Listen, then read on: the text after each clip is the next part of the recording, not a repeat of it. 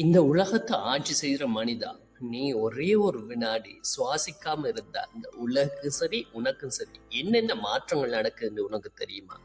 அப்படி தெரியலைன்னா இந்த வீடியோக்குள்ள வாங்க, அந்தந்த மாற்றங்களை நம்ம என்னென்ன நடக்குதுன்னு டீட்டெயிலாக பார்க்கலாம். ஒரு வினாடி தாண்டு நீங்க அந்த வினாடிய சிம்பிளா நினைச்சா அந்த ஒரு வினாடி தான் உயிருக்கும் மரணத்துக்கும் இடையிலான கோடு என்பதை நீங்க தெரிஞ்சு வச்சுக்கணும். அந்த ஒரே ஒரு வினாடி உங்களோட மூச்சை தடுத்து வச்சு பாருங்க. அந்த தடுத்து வைக்கிற உணர்வு எவ்வாறு இருக்கும் என்று நீங்க யோசிச்சு பார்க்கக்கூடியதாக இருக்கு.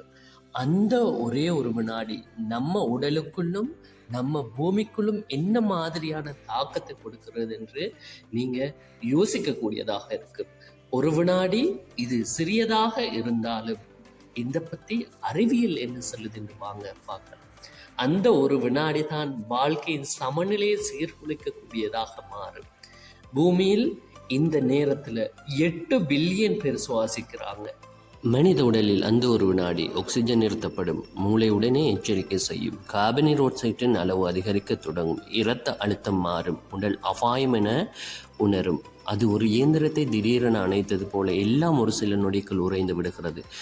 அந்த நேரத்தில் 8 பில்லியன் நுரையீரலிருந்து கார்பனீரோட்சைட் வெளியேறாது. பூமியின் காற்று விகிதம் சிறிதளவாக மாறும். மிருகங்கள் திடீரென அமைதியை உணரும். ஒரு நொடிக்கு பூமி தன் ரிதமை கலைந்து விடுகிறது. பின்னர் அனைவரும் மீண்டும் சுவாசிக்கிறார்கள். காற்று மீண்டும் ஓடுகிறது. உயிரின் இசை திரும்பி வருகிறது. ஒரு சுவாசத்தில் சுமார் 500 மில்லி லிட்டர் காற்று உள்நுழைகிறது. அதை 8 பில்லியன் பேர் சேர்த்து சிந்தித்து பார். ஒரு நொடியில் பூமி 4 ட்ரில்லியன் லிட்டர் காற்றை பரிமாற்றிக் கொள்கிறது. ஆகவே அறிவியல் நண்பர்களே, நம்ம அடுத்த பாகத்தில் ஒரு நிமிடம் போய் சொல்லலாவிட்டால் என்ன நடக்கும் என்பது அடுத்த வீடியோவில் பார்க்கலாம். அதுவரை உங்களிடம் விடைபெறுவது NJM.